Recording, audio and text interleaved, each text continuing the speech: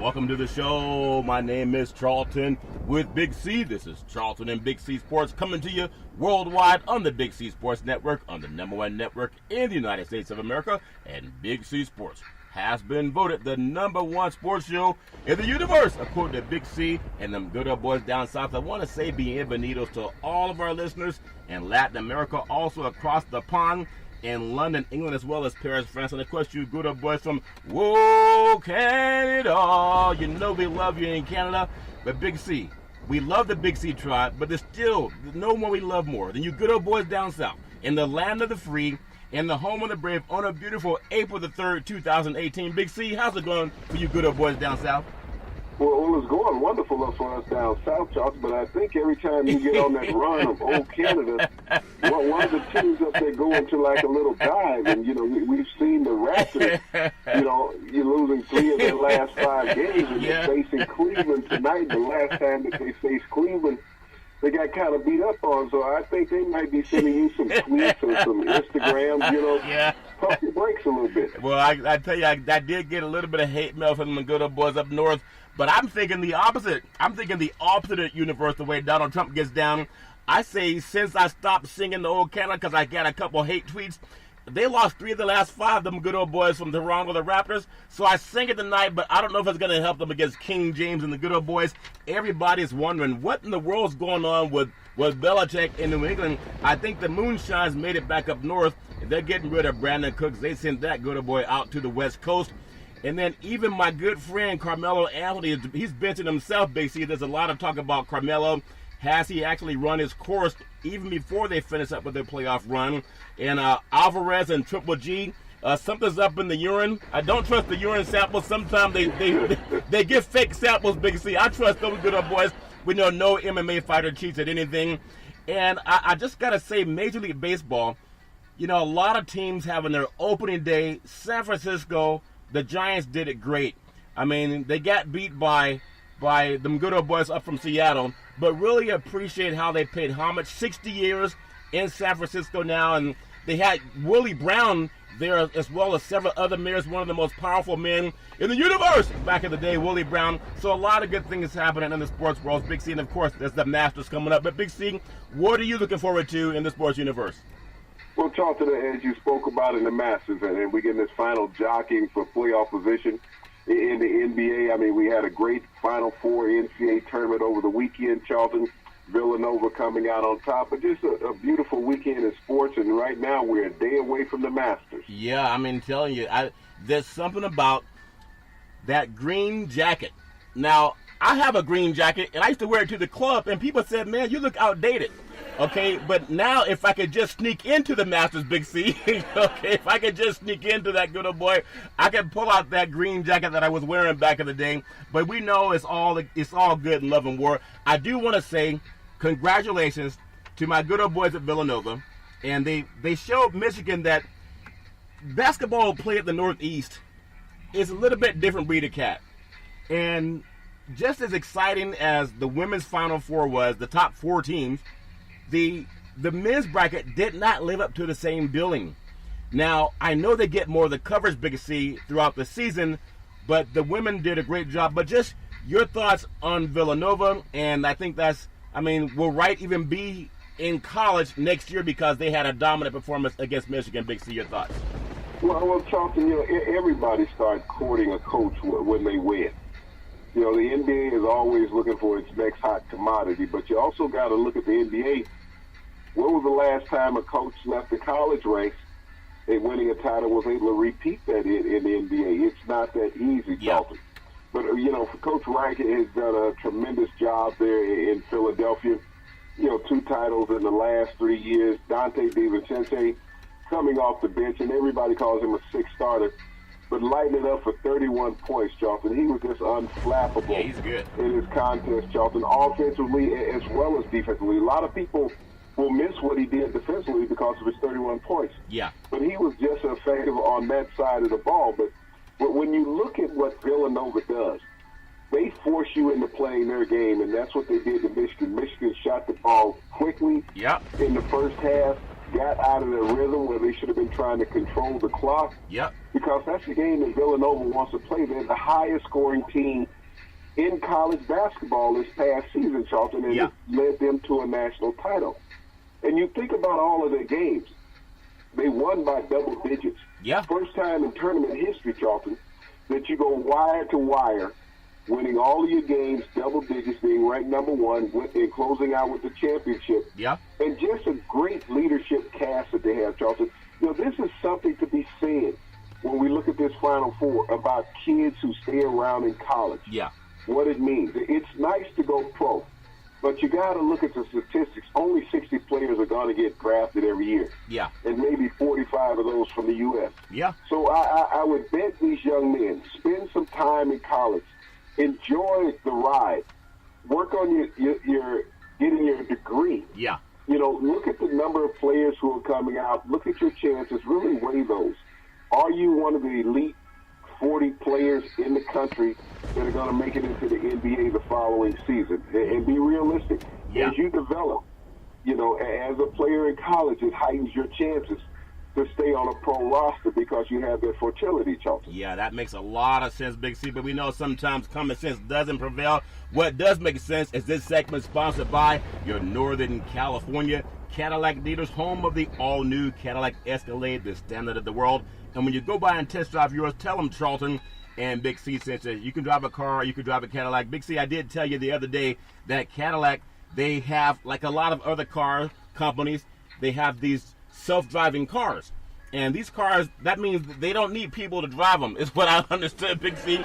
Now, back in the day, I thought I had a self-driving car, too, so I put that thing on cruise control.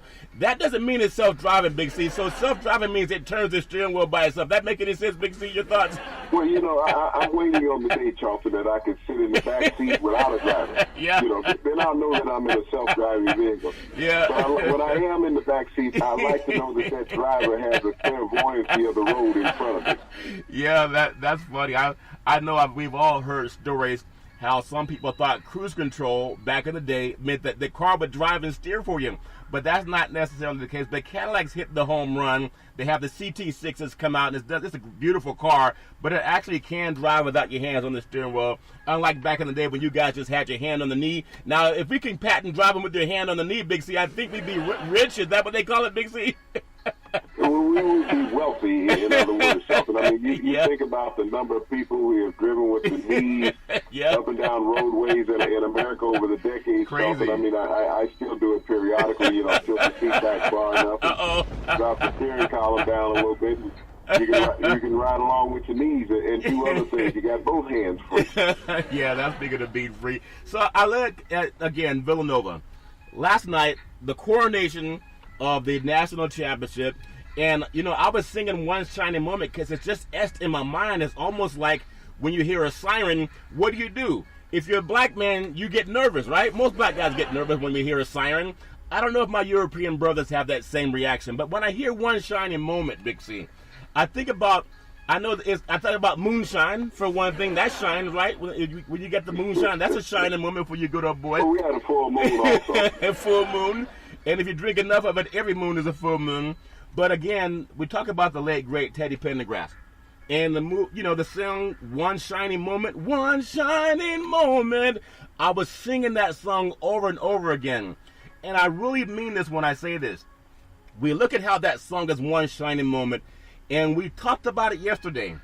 After the FBI probe and after all the uproar and the president of the NCAA saying, we had no idea that kids were starving, and we didn't know they needed money. So we got this $1 billion. We don't know what to do with it because it's complicated. They never even discussed it more than maybe even 10 seconds. And I was listening to it, Big C. Your thoughts? Well, Charlton, they're never going to make it a major media issue. They feel that it would be a detractor if they talked about compensating the kids. But when you look at the dramatic performances that we had on the court this past weekend, men and women's-wise, Charlton, yeah. As far as from an entertainment perspective, you have over 35,000 people last night in the Alamo Dome in San Antonio.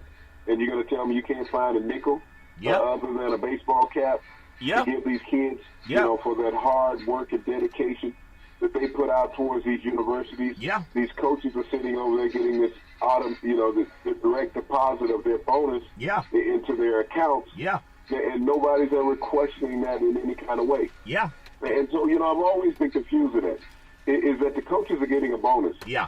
for the players playing well. Yeah. And I never thought that coaches recruited players to college to lose. Nope. So that's one of those things that perplex me just a little bit. Yeah. You're paying him to win, and that's what he brings in players for. But the players are doing it for free. Yeah. The coach gets the performance enhancement bonus. The players get nothing. Yeah. And if they go out for a meal with somebody other than with the team gathering, all of a sudden they're facing suspension. Yeah. Because there's been improper benefits. Yeah. Because his belly was full.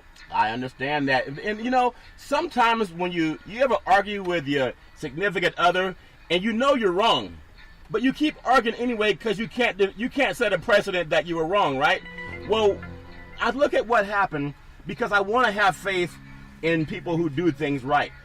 And as much as people praise Jay Wright, and as much as they praise John Beelan for getting their teams to the championship game, I would have thought that they would be as much of an advocate as some of these young college players back in the day.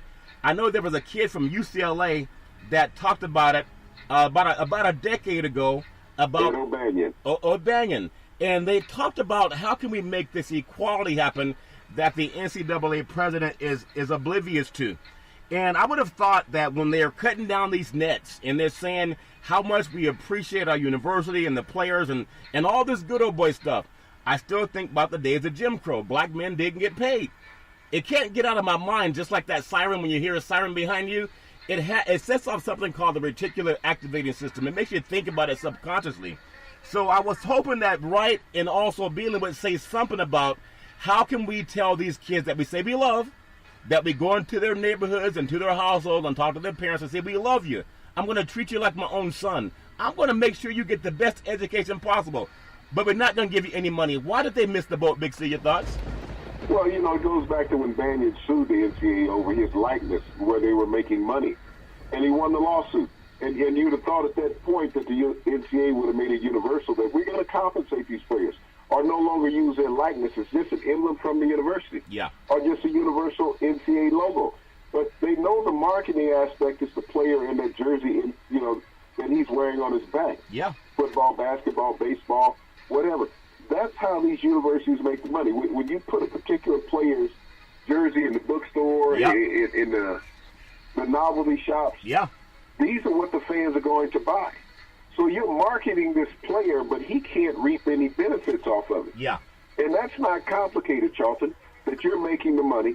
I mean, pro players have copyright on a lot of things that they do. Yeah. But you're saying that a college player belongs to the university. Yeah. That's what you're saying. He's property of the university. Yeah. And we've talked about this slave mentality that the NCAA works with on these players. Yeah.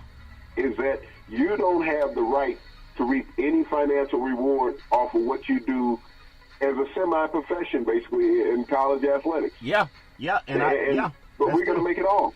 And that's the thing. See, when I was ignorant and dumb, it didn't even bother me.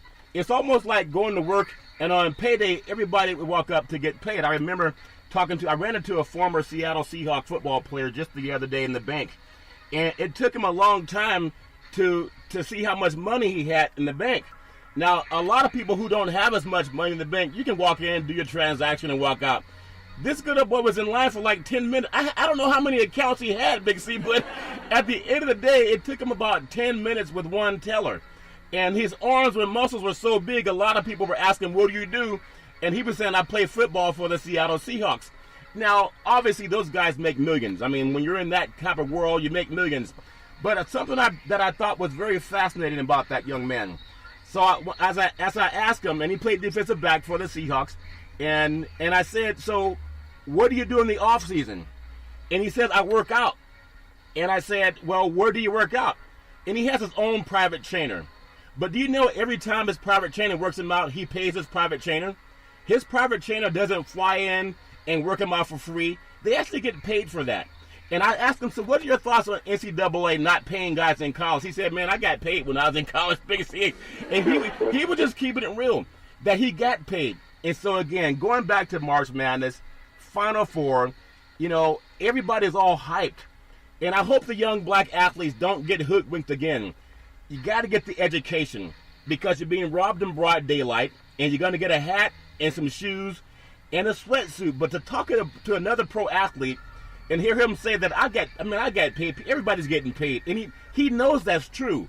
And I hope that they can start saying that on TV and not just in the line of the bank. Makes that make any sense? Well, Charlton, it's been that unsung thing that I've told you about forever. Is that when you went to see somebody who sent you to see somebody that gave you an envelope. Yeah. There was never transactions done at the university. Yeah. So it was always off property at 2 other different facilities generally that you had to go to make sure you got compensated. Yeah. But, these things are set up. I mean, even on recruiting trips, you had promises made to you if you were a top flight athlete. Yeah. Well, we will provide this for you. We will provide that for you.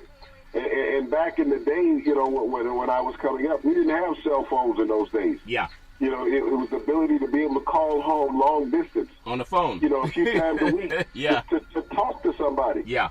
That you had familiarity with. To also not have to live on campus in a dormitory. You wanted to be in an apartment. Yeah. To be provided some sort of transportation. These things were dealt up for you. You didn't have the money to make an apartment payment. Yeah. You didn't have the money for transportation.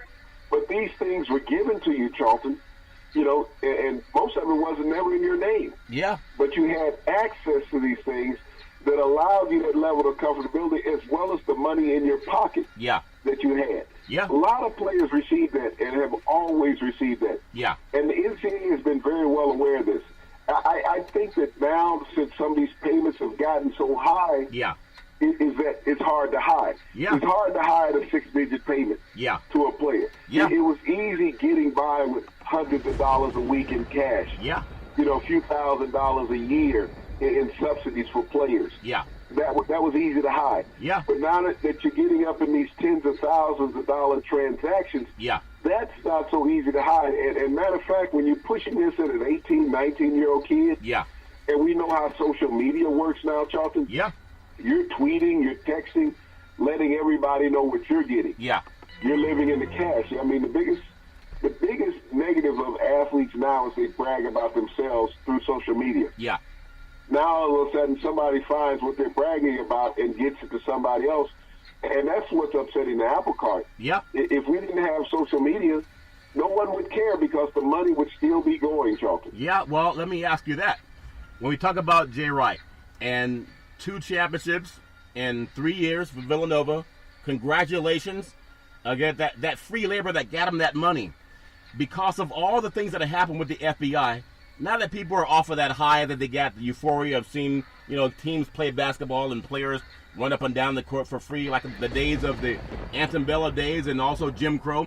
Now, is Wright, I know we talk about maybe not, but with all the stuff, there were 50 major schools that were named by the FBI. At what point in time would it be smart or wise for coaches to make the exodus to the NBA the same way Pete Carroll left USC when the hammer was about to drop on them? I'm not saying any school in particular, but at this time, would it be behoove of coaches who know that the hammer's going to drop on somebody that they try to seek greener pastures in the NBA? Big C, your thoughts? Well, Charlton, even if they leave for the NBA, and if the FBI wants to file charges against, it's going to affect your career there in the NBA. Yeah. It's not going to stop because you've left that particular university. Yeah. It comes down to the university's self-proposed policing. Yeah. If they're not willing to police, but the universities are just as culpable as the coaches, Charlton. Yeah. They're aware. I mean, you're going to tell me that nobody in administration is not knowing that payments are going out? You choose not to acknowledge it. Yeah. That's the best thing. I mean, if you're the president of a university and you know that your basketball coach every year is getting 3 of the top 100 recruits in the country, and he hasn't won an NCAA title in 5 to 10 years, there's a reason why he's getting them, Charlton. Yeah. He can't promise a kid that you're going to win a title, and you haven't won a title in a decade. Wow. But you keep getting these kids. Yeah. And they're going to come in one and done. So why they keep coming to your particular university and not going somewhere else. Yeah. And so if you choose not to inquire, then you can't say that you're culpable to what's going on, Charlton. Yeah. Athletic directors who are sitting right down the hall from a head coach, football, basketball, they know what's going on, Charlton. Yeah. They know why kids are there. They're part of the recruiting process. Yeah. You know, you don't go out and get the number one recruit in the country just because he likes the way you talk. Yeah, right? yeah, that's You true. don't. I don't care what sport it is. Yeah, You don't go get one of the top 5 recruits in the country for free. yeah, Period. Yeah. It's never been that way, Charlton. So the top 100 recruits in the country, football, basketball, yeah, baseball, swimming, track and field, tennis, these kids get paid. yeah, yeah, They've always gotten paid. Yeah. They've gotten paid more than others.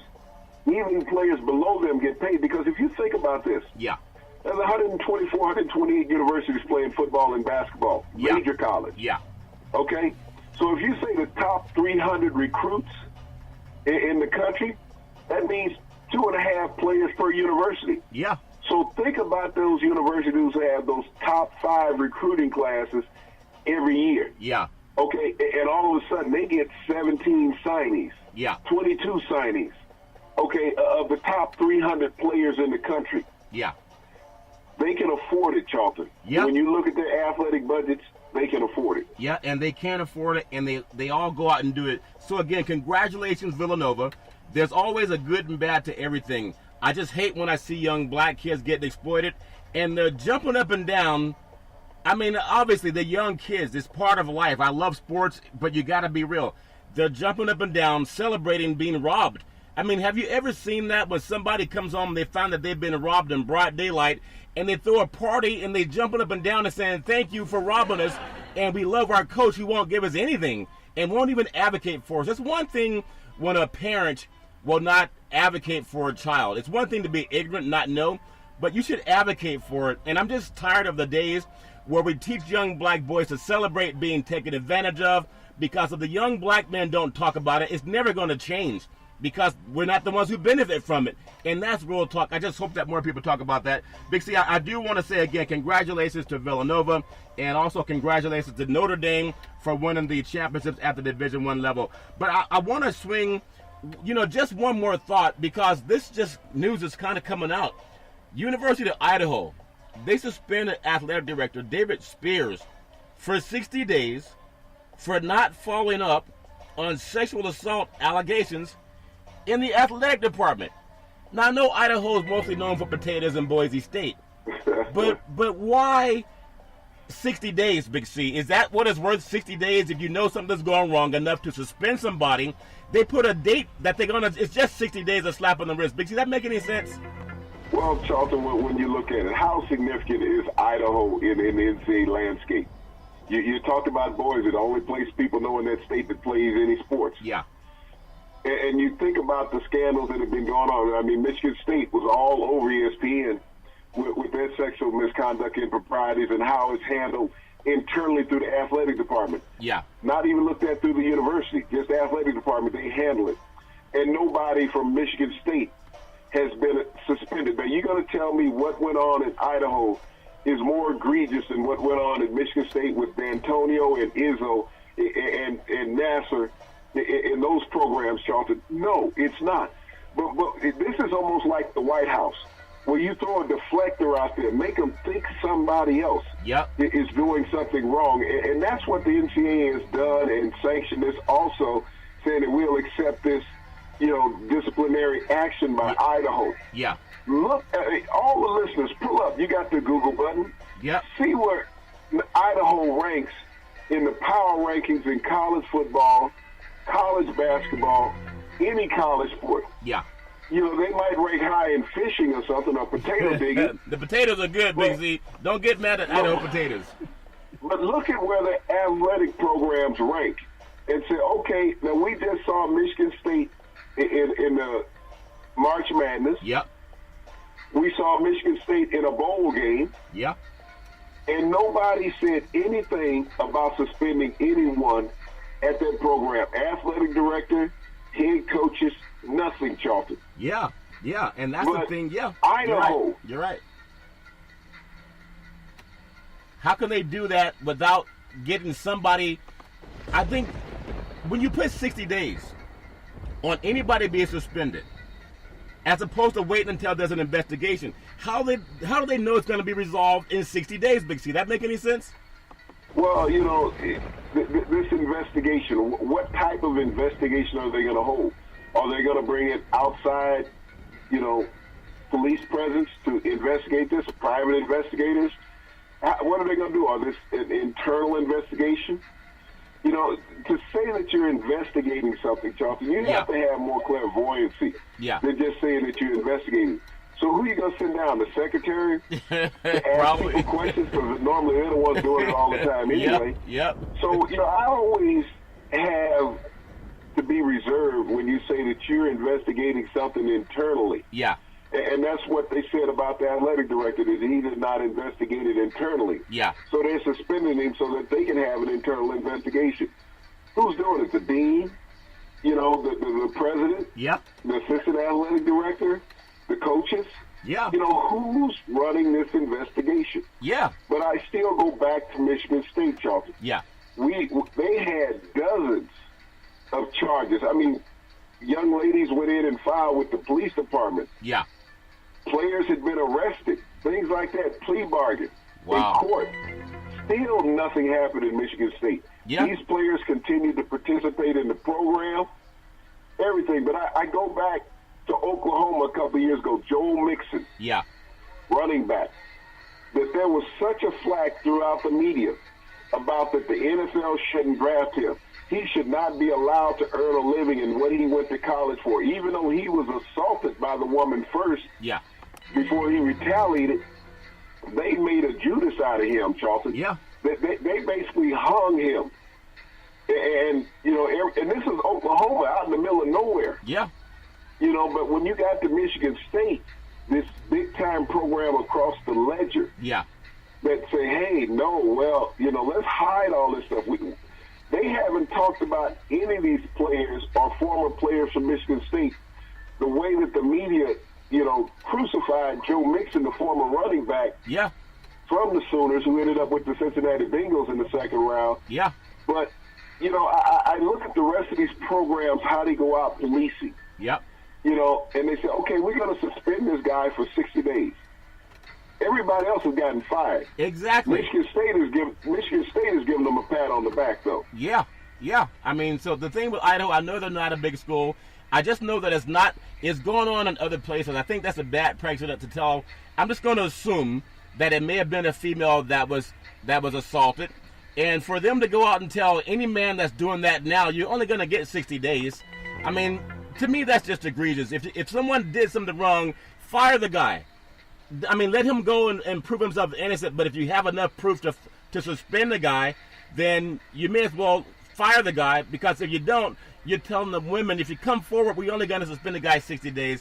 So that's something that we'll look more into. I know it's just Idaho, but it happens in any school. No one should have to go through that garbage, Big C. I do want to touch on one compliment for the Northeast, Philadelphia.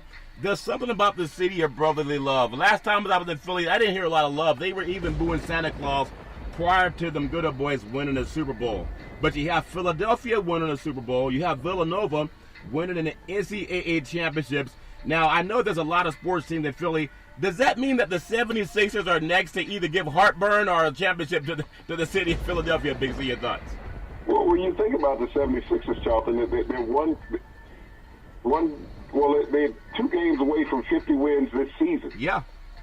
So, you know, they've made a drastic turnaround, and they're challenging Cleveland for that 3rd spot in the Eastern Conference playoffs. Yeah. So this is a team that has taken tremendous strides. You know, you got the Flyers that are there, you got the Phillies that are there, but Charlton, this is the first time in history that a team that has won the Super Bowl has a college team in the same town that has won the NCAA title. Yeah. So there's something magical in Philadelphia going on right now. And with the resurgence of the Philadelphia 76ers, who knows how far that they can go in the playoffs once they get Embiid back after this orbital surgery he just went through a couple days ago. Yeah. But, this is, a major impact for that northeastern area, Charlton. Yeah. Having two teams in the same city in a matter of a couple of months apart. Yeah. Winning national championships, Charlton. Yeah, that's impressive, Big C. I do want to say that sports is a billion-dollar industry, and boys and girls sports is the foundation to this billion-dollar industry. And for every athletic and sporting event, you need athletic and event insurance. We work with Ben and Mark. They've been around half a century. They work with Big C Sports. Whether you're a pro team, a collegiate team, a high school team, even your mom and pop soccer leagues, when you reach out to them, let them know Big C sent you at 800-772-8624. That's 800-772-8624. Big C in the NBA tonight, just keeping it up in the Northeast.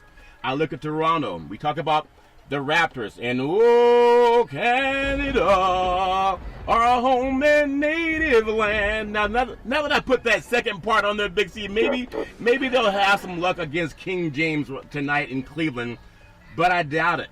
And I know we've talked about it before, and I know Casey's a great coach, but there's a time when you got to put the gladiators in the ring.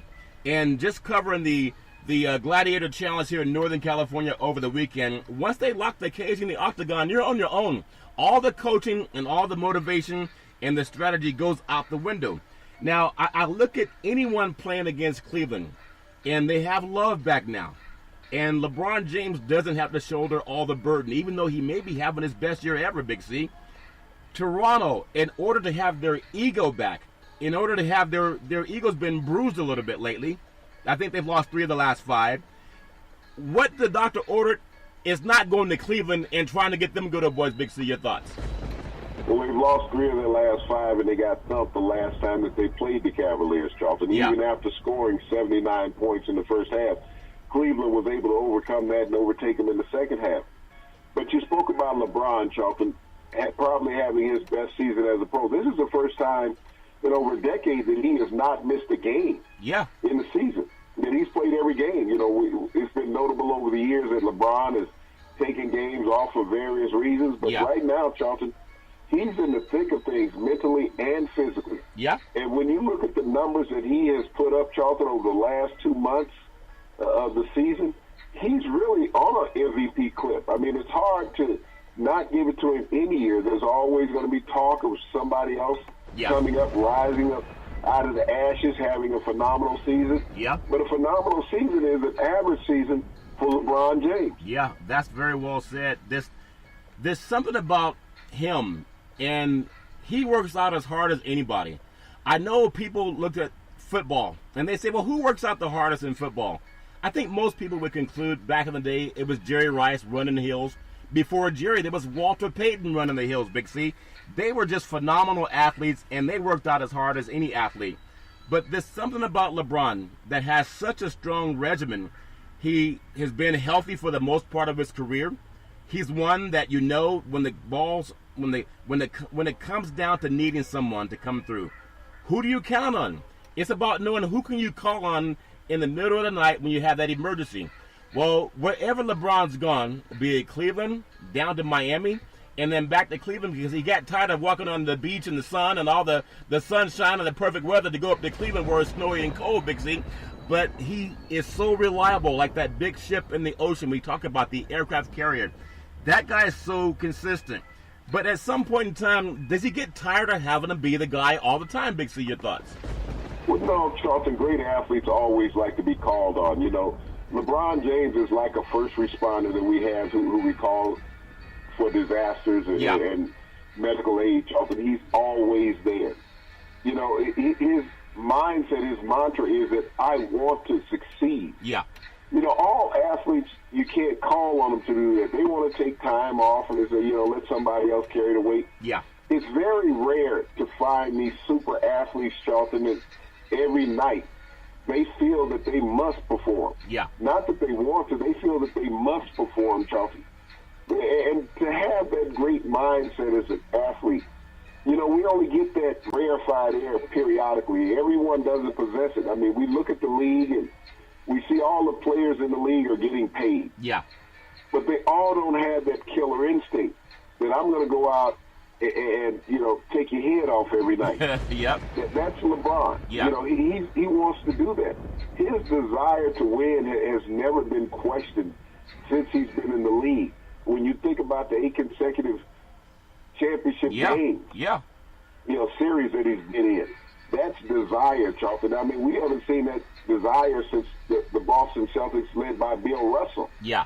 That's what they talk about, and people, will say, who's the greatest basketball player all the time? The first thing pops up in everybody's mouth now that grew up with ESPN, they say, well, Michael Jordan, because he has 6 rings. Right. Well, if it's based on the rings, Robert Horry has 7. Yeah. Okay? Robert Horry has 7, so that means he's a way greater basketball player than Michael Jordan. So you just can't base it on the rings. Yeah. And this is modern time player with 7 rings. Not pre-ESPN. This is ESPN generation, a guy with 7 rings. Yeah. So he has 1 more ring than Michael, so everywhere he went, that meant that he made a team greater than what it was, whether it was the Lakers, whether it was the Rockets, whether it was the Spurs. He has 7 rings. Yeah. So let's throw out the equation of who's the greatest player of all time because he has 6 rings. Yeah, that's important. I want to contrast the king. We know LeBron's the king no matter who gets the MVP. There were days and years when Harden was taking time off, laying on the edge of the floor when his team was losing. And then LeBron James was always playing.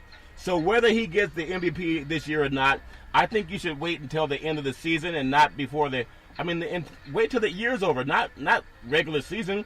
See who really makes it count when it matters the most, who can really say that they were the MVP and help their team win. That's why I'm a proponent of making it count, getting to the end of it. But I want to get your thoughts. Carmelo Anthony. Now, we love Carmelo Anthony. He's been just a dynamic player when he played back at Denver, then New York. At OKC, he hasn't had the strongest games lately. And there's always talk about the All-Star. We know he's been great for the country in the Olympics. But there are times when he realized that he's not the hot guy right now. So good or bad, when a player doesn't have it, that he kind of takes himself out of it, Big C. Like Scottie Pippen didn't want to come off the bench back in the day because they didn't call a play for him, and he didn't have Michael to defend him. But they still call Scottie one of the greatest ever. What greatest player ever pulls himself out of a game, especially when his team needs him just because the coach doesn't call his number? Big C, your thoughts? Well, Charlton, that's always the desire of a winner who always wants to be on the court, who wants to handle the ball. But, I think Carmelo is understanding that he is not making the team better. That, his preponderance to shoot the ball has been hindering the offense of the OKC. Yeah. And so by sitting down, getting a different perspective, and that's really tough for an older player to do, Charlton. Yeah. To sit back, to take that secondary role and say, okay, I'm going to be the 6th, 7th man now on the squad. But, if he's willing to learn and lessen what he has to do in the lineup, Charlton, he can be an asset in the playoff run more than he can be a hindrance. And that's how some players need to look at things. As they get older and they don't possess the athleticism that they did 10 years ago. Yeah. And that's the toughest thing for an athlete to realize. I don't possess it any longer. Yeah. Is that they're not as great as they once were. Yeah. And so that's the toughest thing to get over. Yeah. And maybe, now with this 24-hour-a-day media, it's easier for a player to recognize that his skills have been diminished a little bit. Yeah, that's important to recognize too. So, good and bad, I appreciate when a guy says, I'm hurting my team, and, pulls himself out of it and lets somebody else come in and get the hot hand. But at the same time, a lot of champions, they never want to quit. I mean, sometimes you got to knock people out, just like MMA fighting. MMA, there's some guys who tap out because they're being choked out. Rear-legged choke, and they get choked out, they can't breathe, so they tap out, and I understand that. But most of them, you got to knock them out before they quit fighting. There's just a different breed of cat, Big C. I do want to touch on what's happened in the world of the NFL. I know you can't argue with Belichick because championships matter. Just like winning matters, supposedly, unless you're a coach and you're Caucasian and you're 55 and 57 and they give you $100 million for some NFL franchises, Big C. So what's up with Cooks being tossed aside after 1 year in New England? I'm sure the Rams love it if he's healthy, and I'm sure they're not hiding anything. But the Rams have just gotten measurably better. But what is New England going to do, getting rid of a receiver that was really solid for them last year? Big C, your thoughts? Well, Charlton, when you think about what New England just did, they sent Cooks off to the Rams, who needed a receiver after losing Watson to Chiefs. Yeah. Okay? Yeah. So this really helps the Rams offense. Tremendously. But think about it. Look at where it leaves New England. Now they have 2 first-round draft picks, 2 second-round draft picks. Yeah.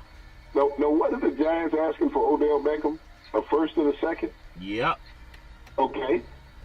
New England's riding the chase for him. Yeah. New England only wants players for 1 year, 2 years at best when you look at what they do. Yeah. Because they can find serviceable players. But when you look at Cooks was in he was in contract negotiations. Yeah. New England was not willing to pay him the money that he wanted on a long-term deal. Yeah. That was part of the trade that facilitated him coming from New Orleans because he was in his option year. Yeah. So they didn't want to sign him to a long-term deal because they had some young receivers on their roster. Yeah. We're looking at the same thing in New England. They still have some young, serviceable receivers. They have never really had marquee receivers other than Randy Moss for 2 years Yeah. on that roster, and he was spun off. Yeah. So when you look at this scenario right now with Odell Beckham, that he's in his option year, Yep. 1 year in New England is not a bad deal. Bill Belichick can find ways to get players. Yeah. So I see them in the mix right now for Odell Beckham, and he will give the Giants a number 1 and a number 2. Yeah. Okay? Yeah. He gets Odell Beckham for 1 year. That's Yeah. all he needs. They're only going year by year in New England. They're Yeah. not sitting here talking about a 3 and 5 year plan like so many teams are. Yeah. Yeah. They're going a year by year plan in New England. So I look at them right now being in the mix for Odell Beckham because he's on the market. The Giants have said, we'll take a 1 and a 2. Yeah. New England said, we'll take him for a 1 and a 2. We get him 1 year with Tom Brady. Who knows what his New England offense will be? Charlton, you're going to get, I think, Amendola back next year. Yeah. Coming off his knee injury. You already got Mitchell, a young receiver who was hurt last year that showed a lot of promise when they won the Super Bowl 2 years ago against Atlanta. Yeah. Kid out of Georgia. So this is a situation where New England is getting better. They already picked up Jeremy Hill, a running back from Cincinnati, who was their top rusher 2 years ago out of LSU. Yeah. All they got to do is get themselves a left offensive tackle, which they'll find in free agency. And, I think Odell Beckham is in the mix to go to New England right now with them having these 4 picks in the top 2 rounds. Big C, could you imagine if Odell Beckham, mozzarella cheese or not, I mean, they got mozzarella cheese up in New England. Big C, and Boston has a lot of mozzarella cheese in their clam chowder, from what I understand. But could you imagine, this is just like, I mean, if it happens, and when you talk about the draft and how some of our prognosticators say that some guy in college is a can't miss, and I look at what Belichick is doing, a lot like what Al Davis did back in the day. They didn't worry about who's going to be drafted first. They went after veterans. If they can land Odell Beckham, you just made them again. I mean, they're always the front runner as long as they have Brady and Belichick. But if they land Beckham, Beckham doesn't have to be the star. That takes a lot of pressure off of him because Brady's always going to be the star. He's the prodigal child in New England for the Patriots. But I think that'll be a great signing for them. But why do you think the Giants would give up someone who they know is really their only hope, Ben Obi-Wan Kenobi? He's our last hope. Big C, your thoughts? Well, the reason why the Giants would be willing to give up Odell Beckham because they're going to be in a rebuilding process. I mean, Eli Manning realistically does not have more than 2 years left in the NFL. Yeah. So to sign Odell Beckham to this long-term, big-budget contract, Charlton, where he's going to be dealing with a younger quarterback that may not be a mesh there. When you think about his ego and his tenacity and his demand for the football, I mean, Eli could kind of buffer that in a little bit because he has stature. Yeah. But you get one of these young quarterbacks coming out of college this year that in 2 years could be the starter with the Giants. Odell may not have a kinship with this guy, Charlton. Wow. Because all of a sudden he's going to be thrusted into the starting lineup. Yeah. Where Eli has been dismissed. Yeah. And he's not going to have that working relationship with this guy that he has to develop. Yeah. So, but for the Giants, because they're in a rebuilding mode, Charlton, if they can get another number 1 draft pick and another second-round draft pick, that's better for them, Charlton. There's plenty of great receivers in college. Yeah. That will develop. You'll always find a receiver, just like they say you'll always find a running back. Yeah. Yeah. There's a lot of speed out there every year. Yeah. There's always the next 2-3 guys up every year coming out of college. Well, But I honestly think this move is realistic, that the Giants and the Patriots will get together and consummate this deal. that would be ironic, being that the Giants have knocked off New England in 2 of their 3 Super Bowl losses when they had Brady at the helm. And I just think But think about that, what you just said. They knocked them off. Yeah. But each time they did it, they had a different wide receiver to do it, Charlton. Yeah. Okay? Yeah. It's a different wide receiver that made that catch every time. And so they've been able to find serviceable receivers. And you think about when the Giants were at their best, it wasn't because they had a dominant receiver. They had dominant running games. Yeah. Yeah. Well, I remember, you remind me, if they let Odell Beckham go in his prime, it would be analogous to letting, remember those good old boys back in the day, they sang that song, "She used to be my girl, deep down inside." I still love her, right? Yeah. Think about it, who was Jarvis Landry, who was down in Miami. Yep. He just moved to Cleveland. He's had a better first 3 years in the NFL than Odell has. Yeah. Okay? Yeah. He has. Yeah. So when you think about if Jarvis Landry can move, we just saw Brandon Cooks move, which is one of only 3. He's the second receiver Yeah. on the list behind Randy Moss to have consecutive 1,000 yards and 7 touchdown seasons prior to the age of 25. Yeah. Okay? Only Randy Moss was ahead of Brandon Cooks. Yeah. So we're seeing that class of receivers on the move right now, Charlton. When you saw Landry leave, Yeah. now you saw Brandon Cooks move for the second time in 2 seasons. Odell Beckham has voiced his displeasure in New York. Yeah. It's not a far reach for him to be gone, Charlton. The team was bad last year without him. Yeah. They're going to be bad this year with him if he stays. Well, that group back in the day, they sang "She Used to Be My Girl," and I don't sing it as well as they do, but she used to be my girl. I remember that. I would think the Giants, because they've struggled, don't get rid of your best player. I mean, that's just the thinking, especially you're going to send them to a team that you know, if you are good, they're going to stop you from winning a Super Bowl. But just going back to what they're doing, getting veteran players, I look at the NFL hype of these young college quarterbacks coming out in the draft. And if you go and listen to some of the pundits saying that Sam Darnold's a can't miss, that Josh Rosen's a can't miss, but maybe he's not focused, Baker Mayfield or Jackson out of Louisville, they're all saying these guys are can't miss. But what were we hearing last year about Trubisky? We know Deshaun Watson turned out great. Rick Mahone turned out pretty decent for Kansas City. Nathan Peterman hasn't molded out very well, Buffalo. But people have a short memory that these guys are being pushed as much last year as the new guys are being pushed this year, Big C. Do you think that's fool's gold, Big C? Your thoughts? Well, all we heard was Trubisky rising up the depth charts. Yep. That he was a franchise quarterback, that he was going to be the savior of the Chicago Bears franchise. Yeah. I think he won 2 games as a starter, so I guess that's... Well, see, you always worry about the facts. Why can't you just be emotional like other people, Big C? You always worry about the facts, Big C. Well, he had more motivation than Jay Cutler, so I guess the ceiling was the roof for him, as Michael Jordan would say. At least he wanted to play, you're right. The ceiling is the roof. He wanted to play. So when we look at these guys every year, when they said Trubisky couldn't miss, yeah, big arm, big guy, prototypical quarterback, same thing they said about Josh Allen. Yeah. Josh Allen is a guy that against guy I think he played against one defensive back that may get drafted this year, okay? Yeah. And he could only complete 56% of his passes. Yeah. That equates in the NFL to 51-52% of your passes, okay? Yeah. Which means not successful. Yeah. Yeah. And then everyone said Deshaun Watson was a waste because he held the ball too long. Yeah. He couldn't read defenses. But he was only electrifying when he was in the game, Charles. He set several rookie records just in the brief time that he played. So all those guys that rank him are the same guys that's saying that Lamar Jackson can't play. Yeah. Okay? Yeah. Rick Mahomes, Kansas City traded up to get him. Yeah. They felt so highly on him. He had such a big arm. You look at him when he was at Texas Tech. Yeah. Passed over 5,000 yards in his final year in college. Yeah.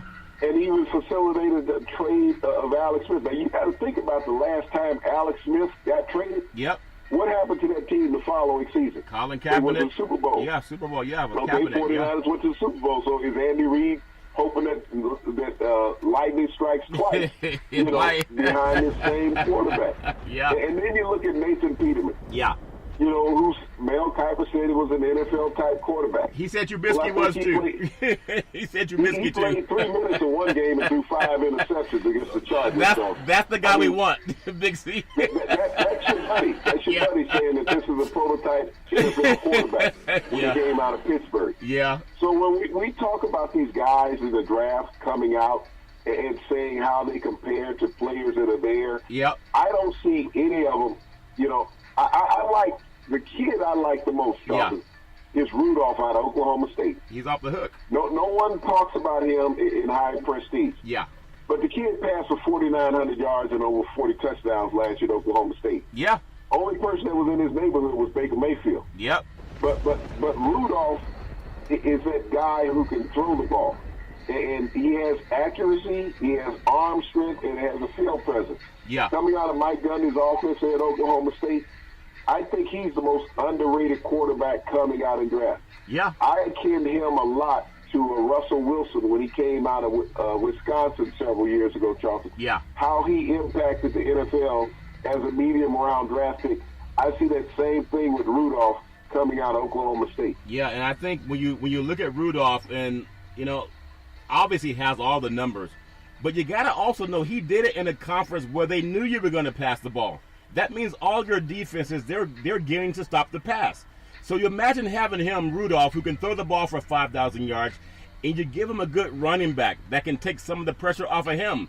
But knowing that he's used to throwing the defenses that are going to be in cover 2 or zone, he's seen it already. Maybe not at the NFL level, but he definitely knows how to throw the ball. He's thrown for 1,000 yards more than Sam Darnold out of USC, and people knew that Sam was going to throw the ball too, but that good old boy threw for 1,000 yards more when people knew he was going to throw it. So when you telegraph your plays and people know you're a passing team and they still can't stop you, Big C, I think that's a lot to look at, and it's a lot to overlook for some of the pundits that told us that Trubisky was also a can't miss last year. Is that what you're trying to say, Big C? Your thoughts? Well, what I look at, Charlton, he's played in the same conference as Baker Mayfield the past couple of years, okay? Yeah. And he's outperformed Baker Mayfield. Sure has. Baker Mayfield got all the hype through the media through various reasons. Yeah. But Rudolph was an unsung guy in the state of Oklahoma. He was the top quarterback in the state of Oklahoma last year playing college football. Yeah. So he's gotten overlooked by a lot of people throughout his career at Oklahoma State.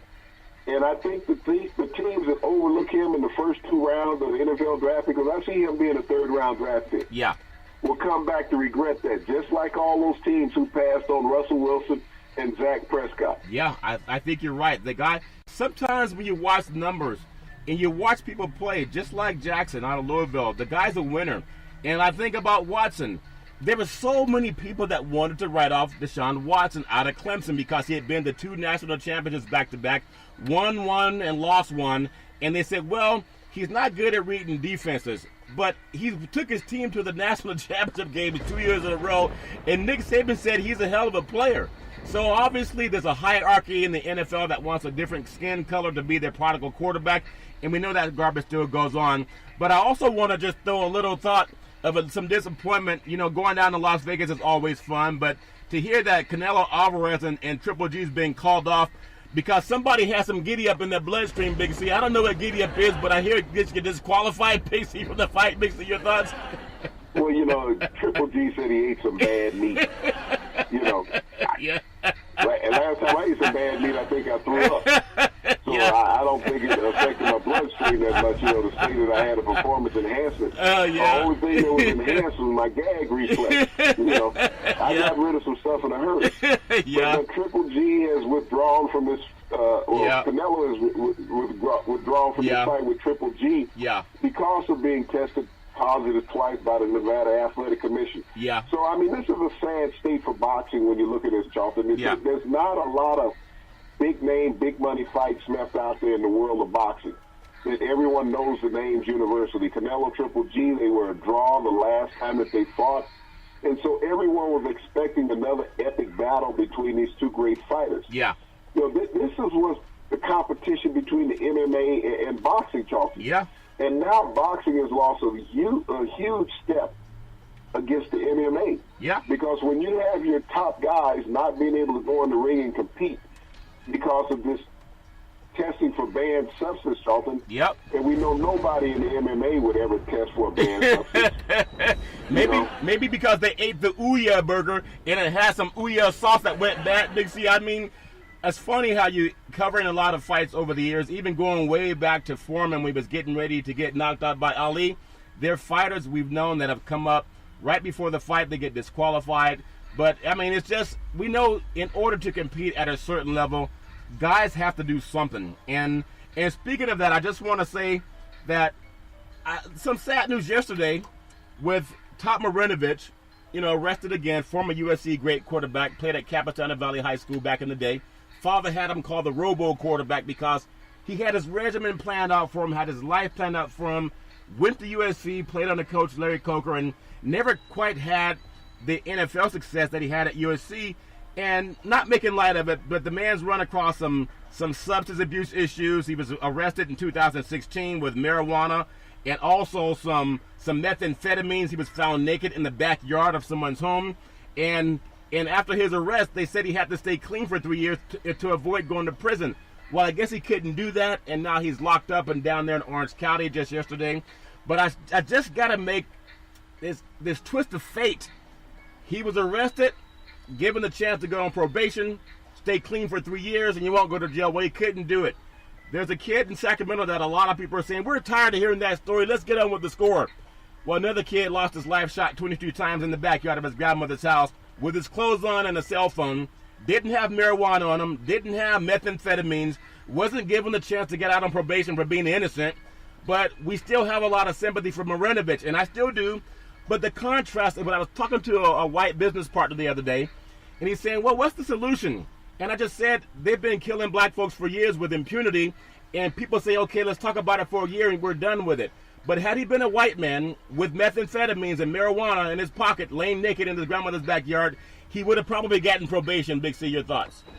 Well, Charlton, the facts speaks for themselves. We've seen this so often in American society. I mean, the kid that went down and shot up Stoneman Douglas High School. Yeah. He was allowed. He's allowed to get off. He's allowed to have his day in court, Big C, is what he's allowed.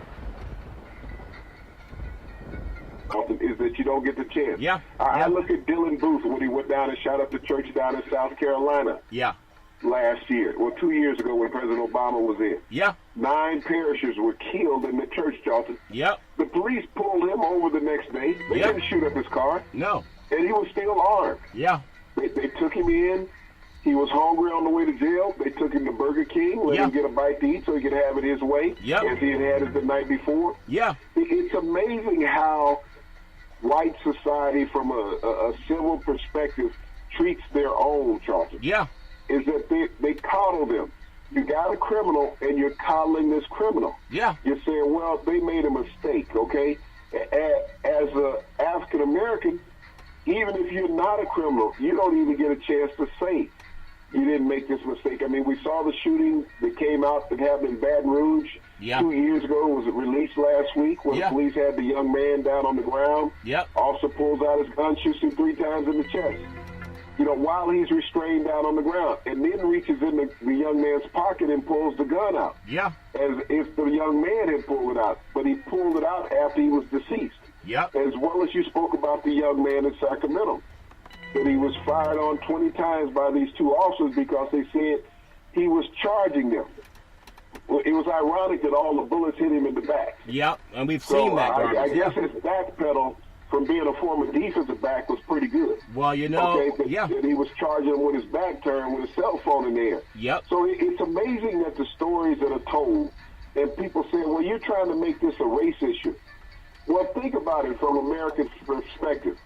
If these were black officers shooting white kids, what would be the cry in America? 22 times, and that's something that, as they sang One Shiny Moment last night, I mean, just don't be dumb. If you are dumb and you can't help it, that's fine. But if you have a little bit of brain, at least Google how we can keep our kids safe. Big C, last thing I want to bring up is the Giants lost their home opener in San Francisco to the Seattle Mariners, but it was just a great celebration in the fact they talked about the Giants coming out from New York and the pageantry and the history of the most beautiful ballpark in the universe, AT&T Park, San Francisco. So congratulations, baseball's back in the city by the bay, and so many people are looking forward to great baseball this year, looking forward to a great run into the NBA playoffs.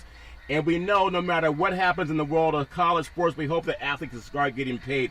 Big C, back in the day, there was a man by the name of Drew Bandini Brown. He was known as Muhammad Ali's right-hand man. He would always tell Ali, with all you've got to use, how can you lose? Rumble, young men rumble. Big C, what are you looking forward to in the sports universe?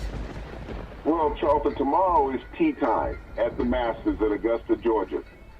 But also, today, 50 years ago today, Charlton, began one of the most saddest times in African-American history in America. It was the final speech of Martin Luther King in Memphis, Tennessee. His I've Reached the Mountaintop speech, because the next day he was assassinated outside the Lorraine Hotel 50 years ago tomorrow, Charlton. And it put a halt on the advancement of black society in America. We lost our king, Charlton. Well, Big C, we may have lost our king, but I think we've gained a lot of bright, shining people who will not forget. And speaking of not forgetting, every Monday through Friday at 5 and 6 p.m. worldwide, follow Big C Sports on the Big C Sports Network, on the #1 network in the United States of America. And Big C Sports has been voted the #1 sports show in the universe, according to Big C and them good old boys down south. As we always tell you, there's never, ever any excuse for domestic violence. If you know any man or woman going through that garbage, please call 911, because no man or woman should ever have to go through that garbage all on their own. And as we always tell you on every Big C Sports show, we thank you, we appreciate you, and we hope that you have a super fantastic day.